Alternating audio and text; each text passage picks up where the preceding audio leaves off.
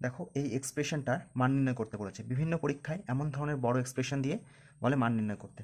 কিভাবে করতে হয় দেখো, 2^100কে আমরা কত লিখতে পারি সূচকের নিয়ম অনুসারে? 2^99 ইন্টু 2^1 লিখতে পারি সূচকের নিয়ম অনুসারে, মাইনাস 2^99 যেমন থাকবে থাকলো, ব্র্যাকেট দাও। দেখো √99 আছে, এটাকে আমরা পাওয়ার এইভাবে তো লিখতেই পারি, 1/99, মানে রুট থাকলে পাওয়ারে হাফ হয়ে যায়, কিউব রুট থাকলে কত হয়ে যায়, 1/3 হয়ে যায়, ঠিক সেরকম এটাও লিখতে পারি। তারপর দেখো নেক্সট লাইন, এখান থেকে যদি আমি 299 কমন নিই, 2^99 যদি কমন নিই, তাহলে কত থাকবে, 2^1 মাইনাস চলে গেলে 1, আর পুরোটার মাথায় কত থাকবে, 1/99।